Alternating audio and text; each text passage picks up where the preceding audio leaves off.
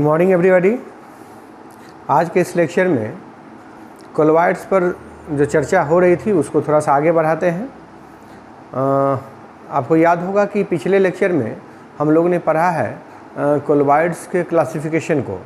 Colloids क्या है, colloids कितने तरह के होते हैं, उनके क्लासिफिकेशन का बेसिस क्या होगा हमारा, ये सब हम बात कर चुके हैं। ये पिछले लेक्चर में जितने भी लेक्चर पीछे हुए हैं उन सबों में इन सारी बातों पर चर्चा हो चुकी है।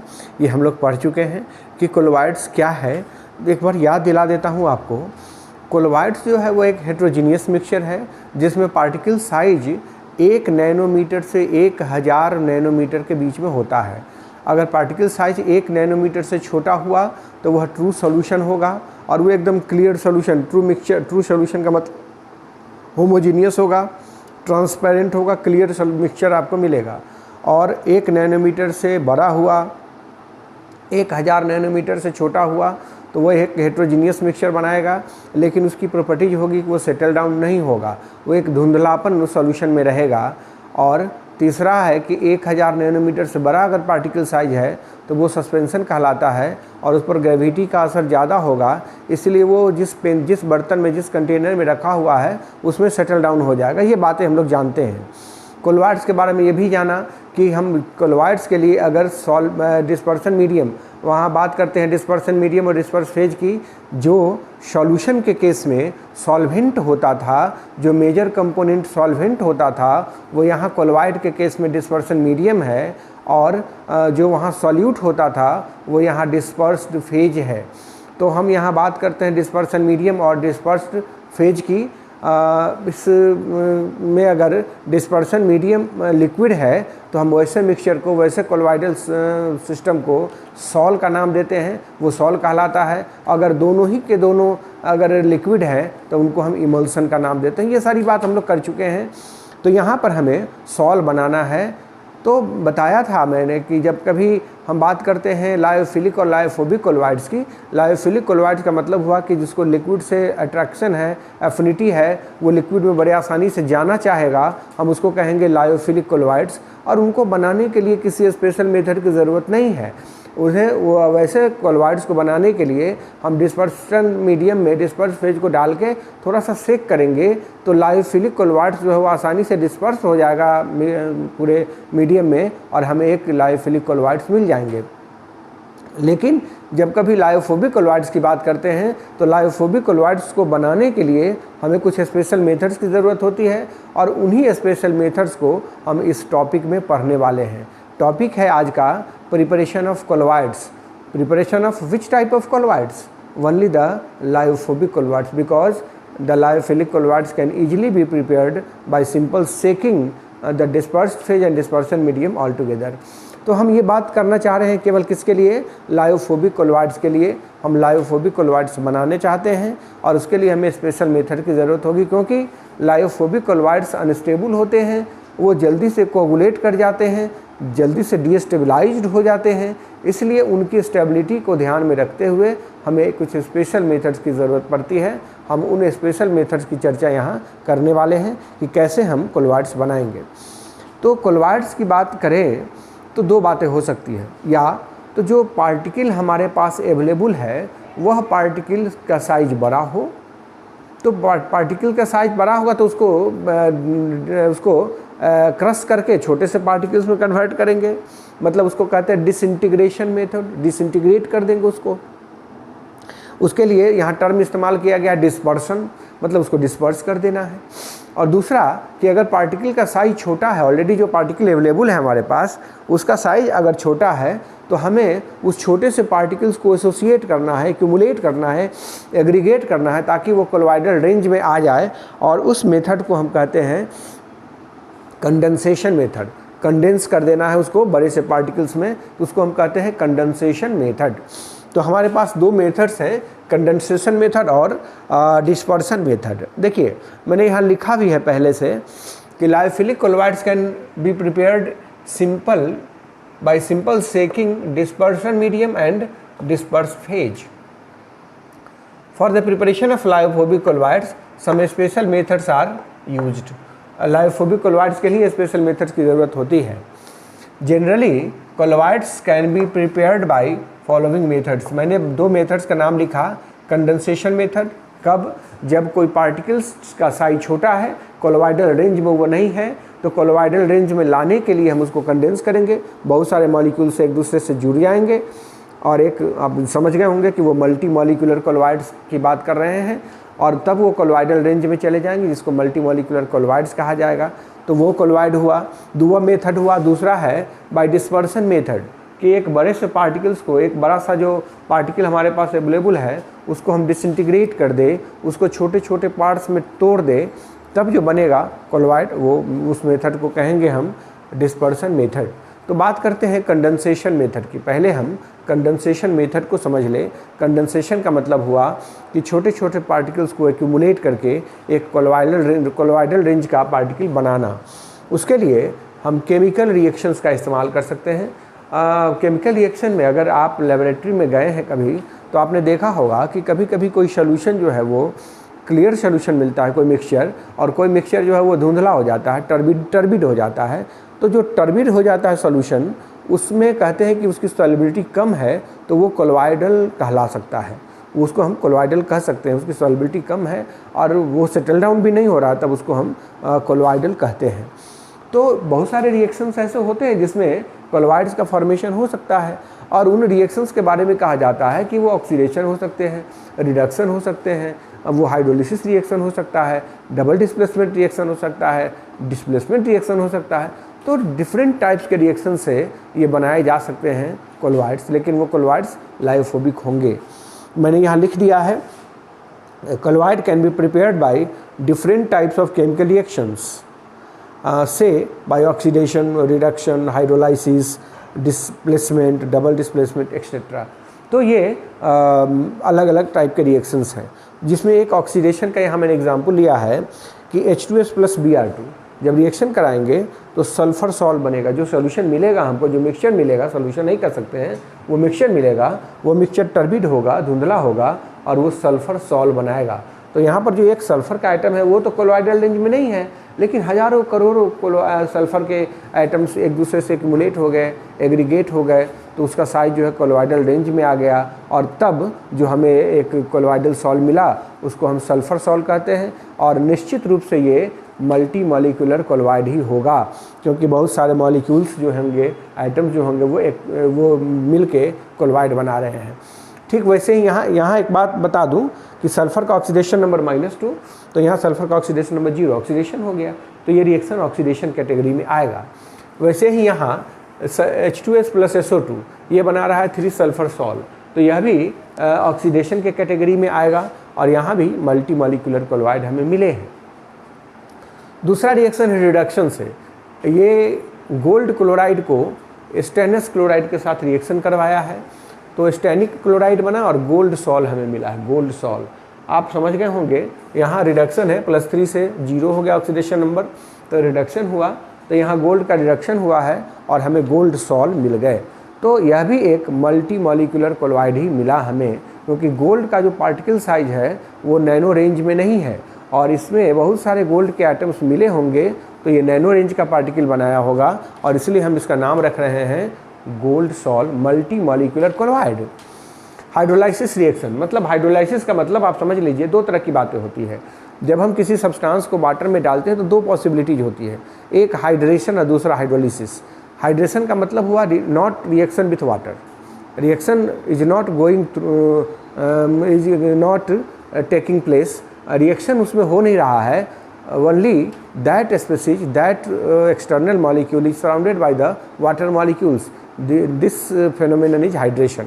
हाइड्रेशन का मतलब यही होता है कि जो भी सब्सटेंस हमने उसमें मिलाया है, हमने डाला है पानी में, वो चारों तरफ से वाटर मॉलिक्यूल से घिर गया, तो घिर जाने से जो बात हुई वो कहलाया हाइड्रेशन।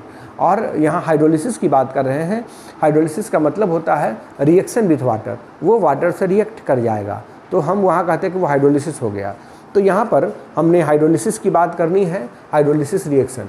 तो ये फेरिक क्लोराइड को वाटर से रिएक्शन कराया है, तो फेरिक हाइड्रोक्साइड है जिसकी सॉल्युबिलिटी कम होती है वाटर में, इसलिए यह एक सॉल्ट बनाएगा, और यह भी एक मल्टी मॉलिक्यूलर कोलोइड का एग्जाम्पल हुआ।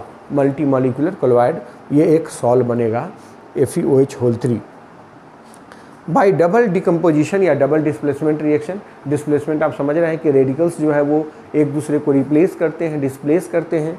तो वही बात हुई यहाँ, AS2O3 H2S, ये H2S3 + 3H2O बनाया, ये जो है वो सॉल है, ये वाटर में सॉल्युबिलिटी इसकी कम होगी तो ये सॉल बनाएगा। ठीक वैसे ही सिल्वर नाइट्रेट का रिएक्शन जब सोडियम क्लोराइड से कराते हैं, बड़ा ही फेमस रिएक्शन, बड़ा ही वेल नोन रिएक्शन है ये।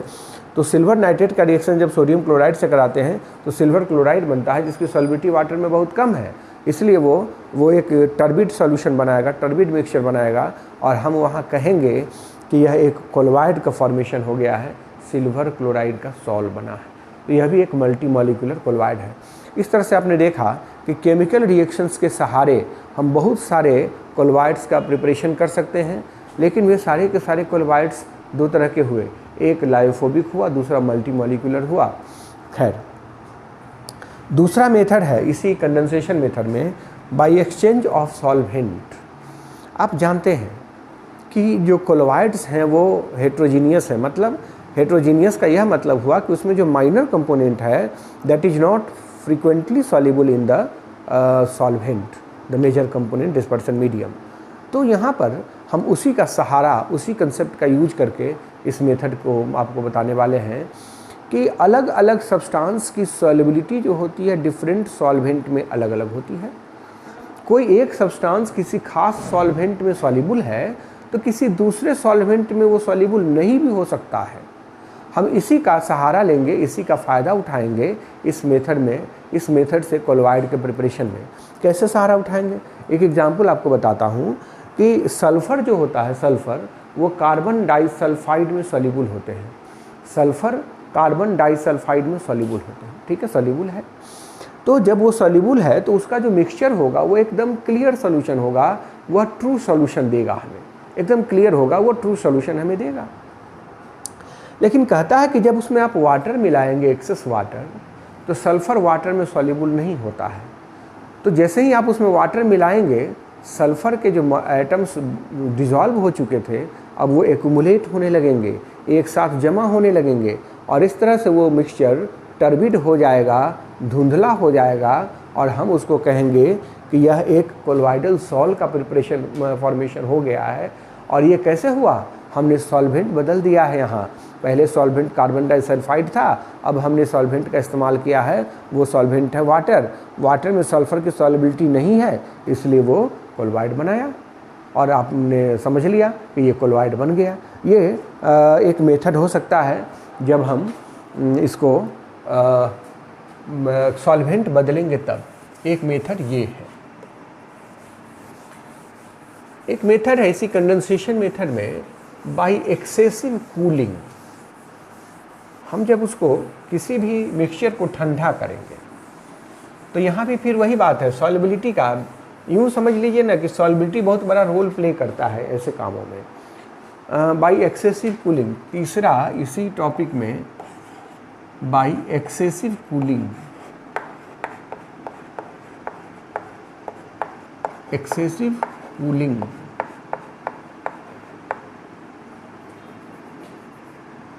Excessive cooling.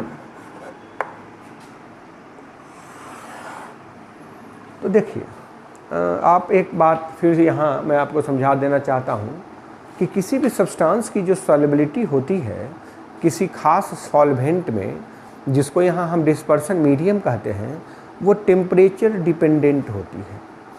कुछ सब्सटेंस लोअर टेम्परेचर पे भी सॉल्युबल होते हैं, कुछ सब्सटेंस हायर टेम्परेचर पर सॉल्युबल होते हैं।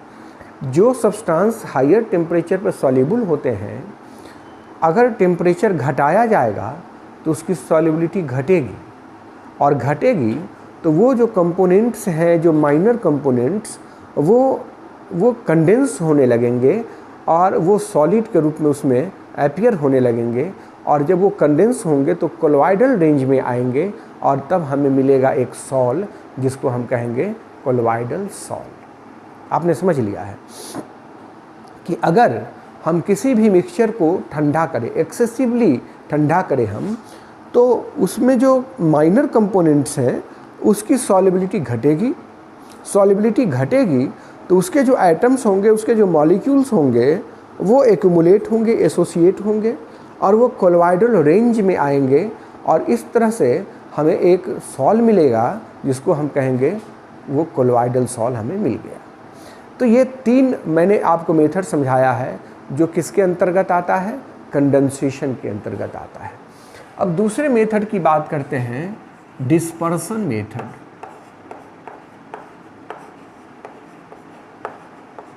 डिस्पर्सन मेथड,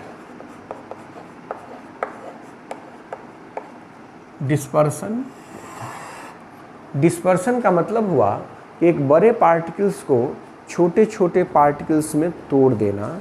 डिस्पर्सन का मीनिंग हुआ to break a bigger particle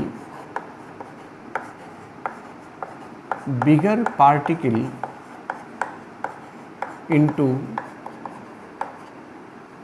the smaller, और यहाँ स्मॉलर से हमें मतलब है कोलॉइड से, स्मॉलर पार्टिकल्स, यही इसका मतलब है। तो इस मेथड में, ये जो डिस्पर्सन मेथड है, इसमें हम सबसे पहले चर्चा करना चाहते हैं पेप्टाइजेशन का।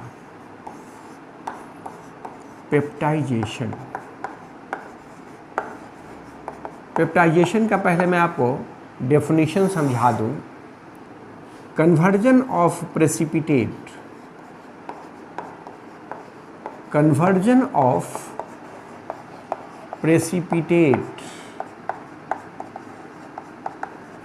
into colloid by shaking with a small amount of electrolyte, small amount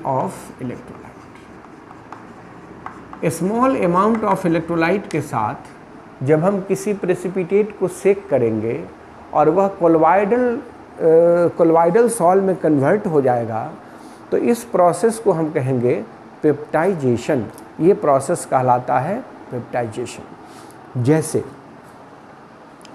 ये जो फेरिक हाइड्रोक्साइड है, ये वाटर में इनसॉल्युबल होता है, insoluble in water, insoluble in water, तो हम इसको सॉलिड लिखते हैं।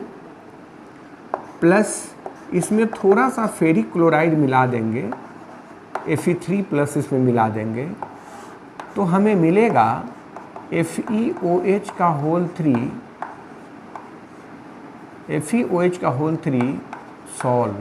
आप यहाँ समझिए, this is insoluble, so precipitate, this is known as precipitate,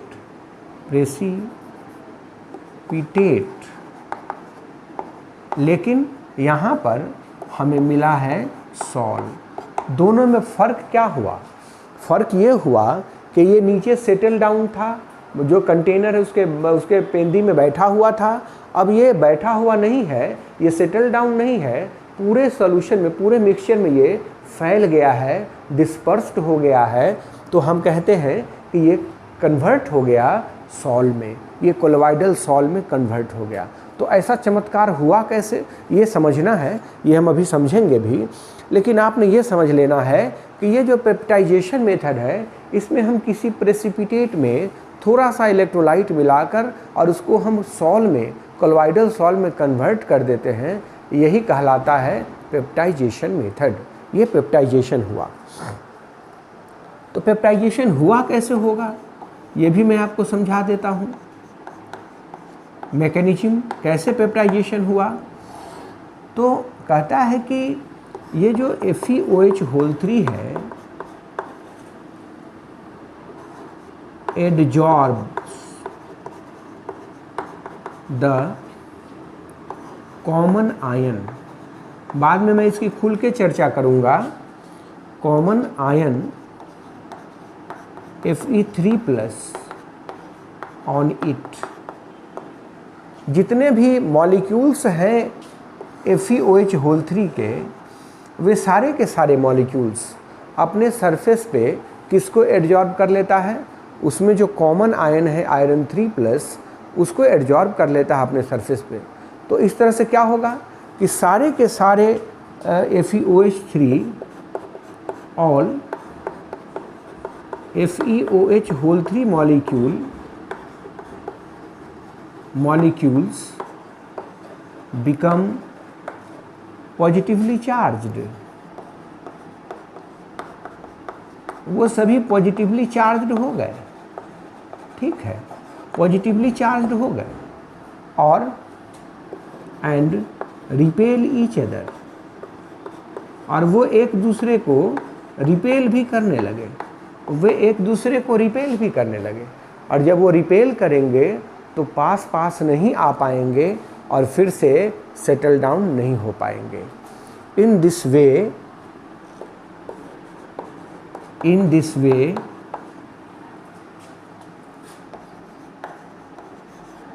they cannot come closer to each other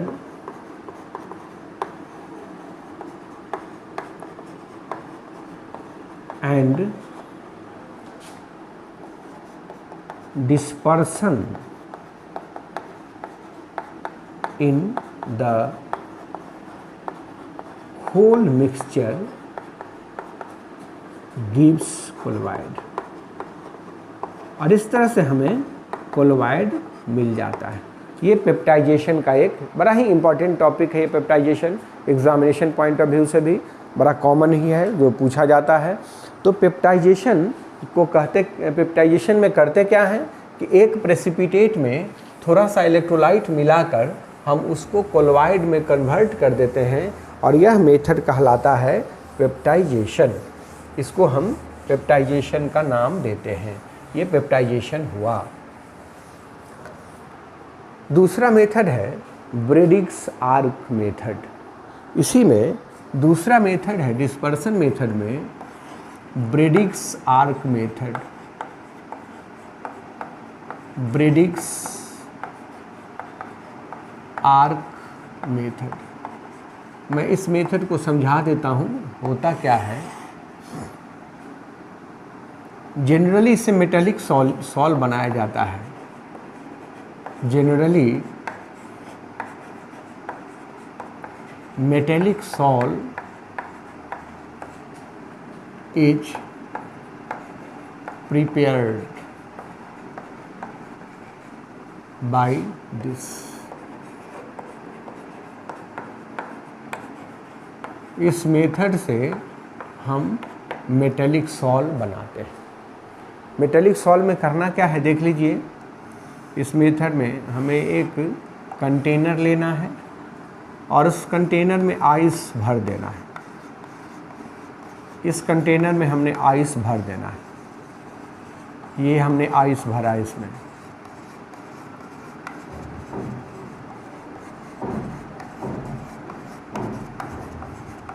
इसमें हमने आइस भर दिया। कंटेनर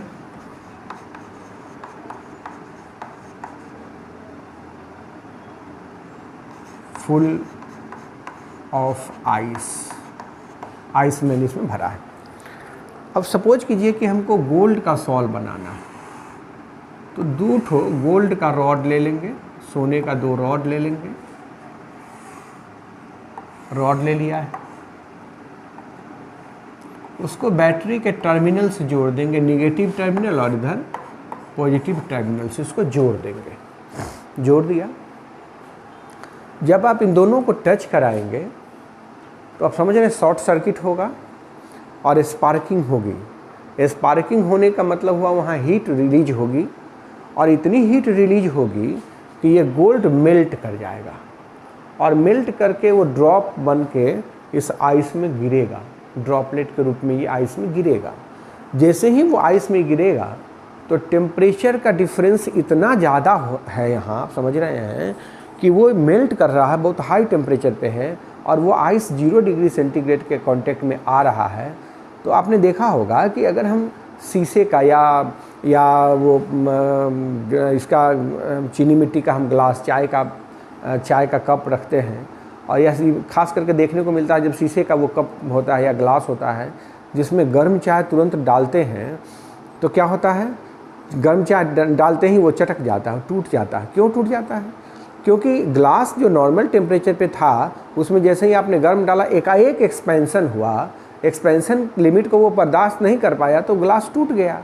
तो हम लोग जब बच्चे थे जिस समय, वहाँ उस समय देखते थे कि चाय का जो कप होता था शीशे का, पहले चाय के दुकान वाला उसको गर्म पानी से धोता था और हम लोग ये समझते थे कि वो उसको साफ़ करने के लिए धोता है, उसमें जो भी कीड़े मकोड़े होंगे या जो भी माइक्रोब्स चिपके होंगे वो मर जाएंगे गर्म पानी से। लेकिन ऐसा था नहीं, वो पहले से ये जानता था कि अगर एकाएक उसमें चाय इतना गर्म डालूंगा तो वो चटक सकता है, इसलिए पहले उसमें थोड़ा सा गर्म पानी डाल के उसके एक्सपेंशन को नॉर्मलाइज कर देता था और तब जाके उसमें चाय डालेंगे तो वो चटकेगा नहीं।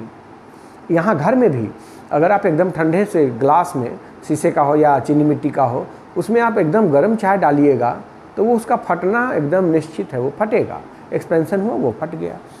तो ठीक वैसे ही वही कंसेप्ट यहाँ भी होगा कि वो हाई टेम्परेचर से जब जैसे ही वो 0 डिग्री के कांटेक्ट में आएगा वो चटक जाएगा, वो डिसइंटीग्रेट हो जाएगा और डिसइंटीग्रेट होकर वो बनाएगा कोलॉइडल रेंज का पार्टिकल और इस तरह से हमें सॉल मिल जाएंगे और यह जो मिलेगा वो हम कहेंगे उसको वो मेटेलिक सॉल मिल गए।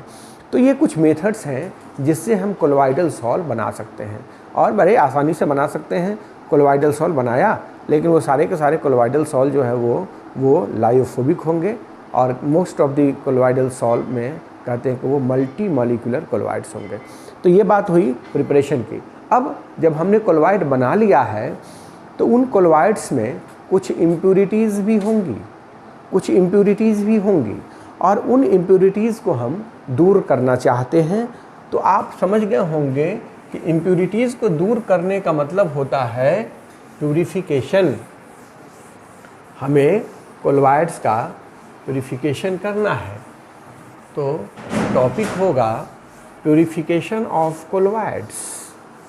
अब उस कोलॉइड्स को जब बनाया हमने उसको प्यूरिफाई करना चाहते हैं। तो प्यूरिफिकेशन ऑफ कोलॉइड बड़ा कंसेप्चुअल है ये।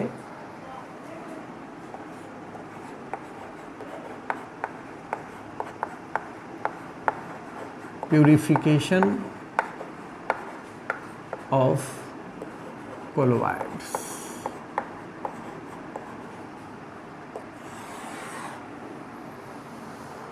आप जिस किसी भी मेथड से कोलॉइड बनाए हैं, कोलॉइडल सॉल बनाए हैं, उसमें थोड़ी सी इम्प्यूरिटीज़ तो होंगी ही होंगी। उन इम्प्यूरिटीज़ को हटाने का जो मेथड है, जो प्रोसेस है, वही कहलाता है प्यूरिफिकेशन। तो मैं ये बात यहाँ लिख देना चाहूँगा कि द कोलॉइड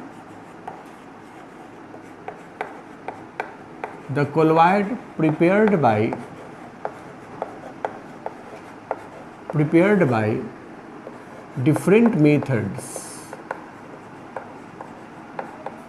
methods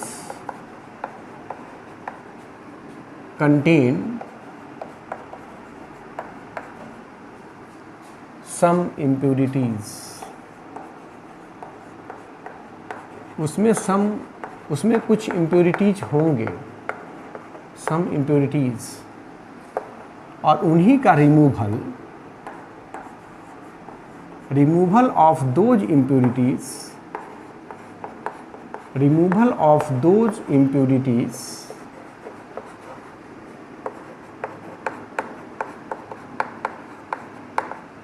इसी को हम कहते हैं प्यूरिफिकेशन। उसी को हम कहते हैं प्यूरिफिकेशन। एक बात मैं बता देना चाहता हूँ कि स्मॉल अमाउंट ऑफ इलेक्ट्रोलाइट जो होते हैं, आपको भी बताया पेप्टाइजेशन में भी या किसी भी मेथड में, आप आगे इस पर चर्चा भी होगी कि small amount of electrolyte is essential for the stability of colloid. मैं यहाँ एक बात लिख देता हूँ कि presence presence of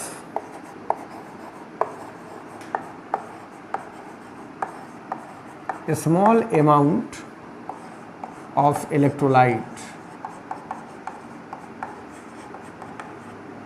is essential for the stability of colloid. Colloid की स्टेबिलिटी के लिए उस इलेक्ट्रोलाइट का होना ज़रूरी है। आपने देखा भी कि पेप्टाइजेशन में थोड़ा सा इलेक्ट्रोलाइट डाले थे तभी जाके वो स्टेबलाइज हो पाया था, तो ज़रूरी है। और दूसरी बात, एक colloidal particle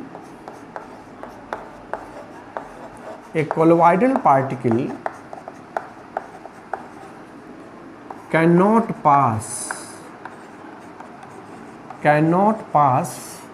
through the parchment paper.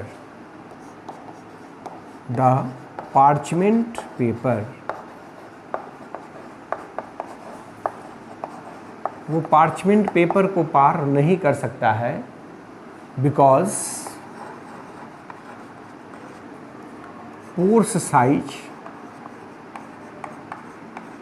pore size at this filter paper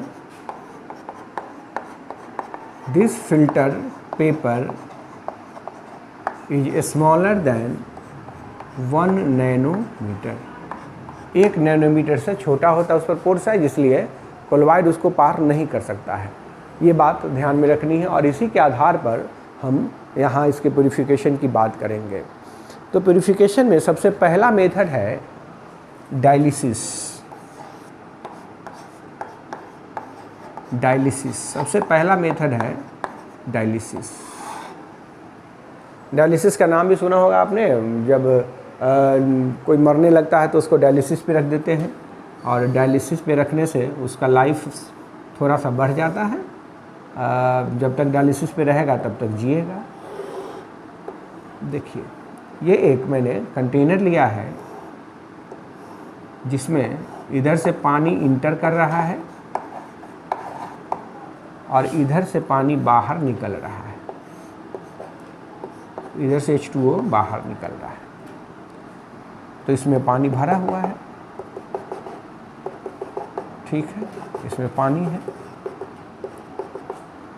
और इसमें एक पार्चमेंट पेपर के बैग में कोलोइड को बांध के भर के इसमें रख दिया है। This is the bag of parchment paper. Bag of parchment paper with colloid.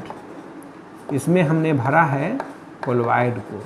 ठीक है, तो इस पार्चमेंट पेपर से बाहर कोलोइड नहीं आ सकता है, लेकिन पानी तो इसके भीतर जा सकता है और पानी इसके बाहर भी आ सकता है।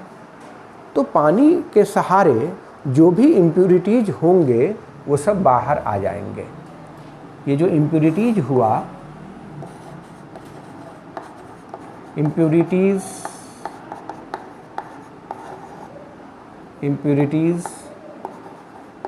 Come out with water.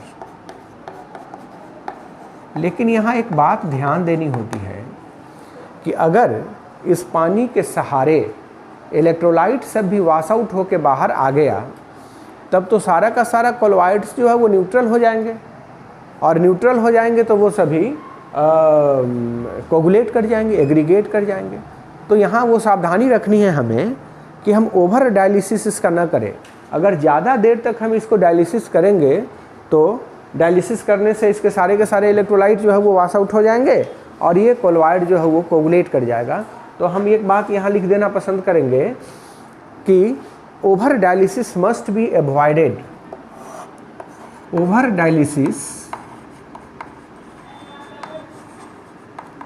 Dialysis must be avoided.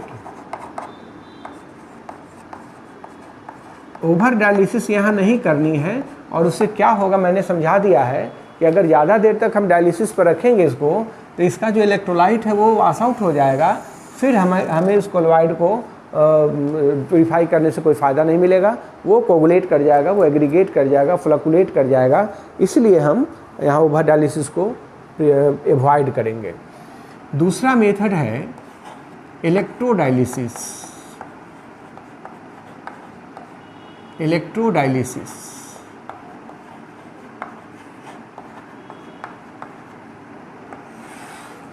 Electrodialysis जो है वो डायलिसिस का ही एक मॉडिफाइड फॉर्म है। It is the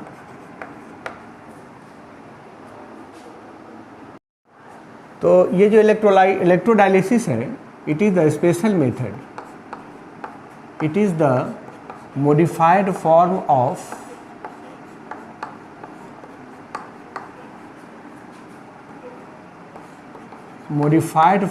of dialysis. यह डायलिसिस का एक मॉडिफाइड फॉर्म है।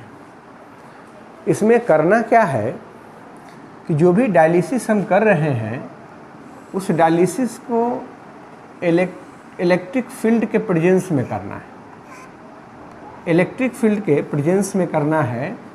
और इलेक्ट्रिक फील्ड लगाने से डायलिसिस का रेट थोड़ा सा बढ़ जाएगा। अभी मैं आप समझाता हूँ कि कैसे ये रेट बढ़ जाएगा। इसमें वही बात, एक पार्चमेंट पेपर के पोटली में हमने कोलोइडल सॉल इसमें भरा हुआ है, इधर से वाटर इंटर कर रहा है और इधर से वाटर बाहर जा रहा है। तो इसमें करना है हमें इलेक्ट्रोड लगा देना है, हमें इलेक्ट्रोड लगा देना है इसमें पॉजिटिव टर्मिनल, और यहाँ निगेटिव टर्मिनल हमने लगा दिया, बैटरी के निगेटिव टर्मिनल से जोड़ दिया। तो इस तरह से जो डायलिसिस का स्पीड होगा वो बढ़ जाएगा। कैसे बढ़ेगा ये समझाता हूँ। पहले ये लिख दूँ कि dialysis is carried out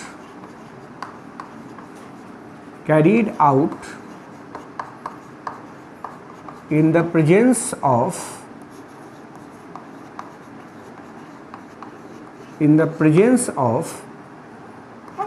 electric field. Electric field के प्रेजेंस में हम डायलिसिस करते हैं और उसको इलेक्ट्रोडायलिसिस कहते हैं। तो इसके पीछे कंसेप्ट क्या है, मैंने बताया आपको कि इन ए कोलोइडल सॉल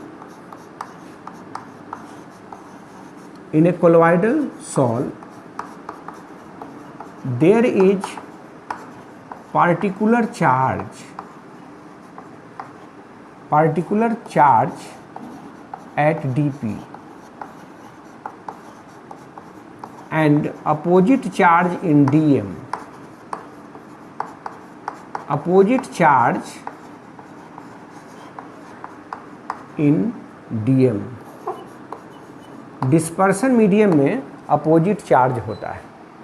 तो निश्चित रूप से अगर हम इसमें इलेक्ट्रिक फील्ड लगाएंगे, सपोज कीजिए कि कोलोइडल सॉल के पार्टिकल्स पे पॉजिटिव चार्ज है, तो वो निगेटिव टर्मिनल की तरफ मूव करेगा और मीडियम जो है वो पॉजिटिव टर्मिनल की तरफ मूव करेगा।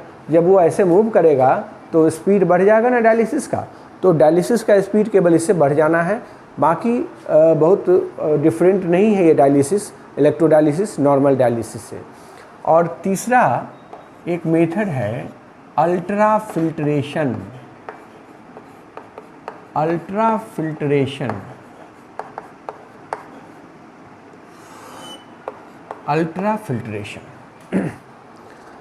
फिल्ट्रेशन में कहता है कि जब कभी आप फिल्टर कर रहे हो सॉल को तो अल्ट्रा फिल्टर पेपर से करें। अल्ट्रा फिल्टर पेपर कहते किसको हैं? एक नॉर्मल फिल्टर पेपर को अल्ट्रा फिल्टर पेपर में हम लोग कन्वर्ट कर देते हैं। तो अल्ट्रा फिल्टर पेपर बनाने के लिए कहता है कि अगर आप किसी नॉर्मल फिल्टर पेपर को जिलेटिन या 5% सेलुलोज नाइट्रेट के सॉल्यूशन में डुबाकर उसको सुखा लेते हैं तो बनेगा एक अल्ट्रा फिल्टर पेपर। तो मैं लिख देता हूँ filtration of colloidal sol filtration of colloidal salt by ultrafilter paper. Ultrafilter paper, यही कहलाता है अल्ट्राफिल्ट्रेशन। अल्ट्राफिल्ट्रेशन, देखिए एक नॉर्मल फिल्टर पेपर जो होता है उसका pores size, normal filter paper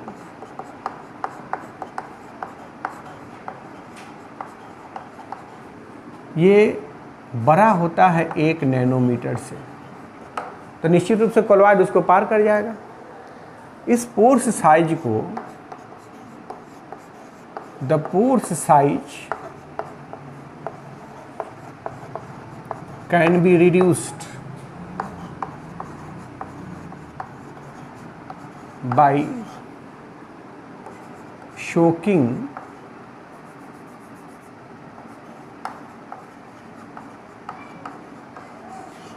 normal filter paper,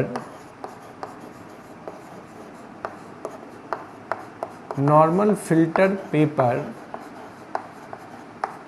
in aqueous solution of 5% cellulose nitrate. Cellulose nitrate, cellulose nitrate को गन पाउडर भी कहा जाता है। सेलुलोज नाइट्रेट के 5% सोल्यूशन में उसको सोक कर लीजिए, जिसको कोलाइडियन कहा जाता है।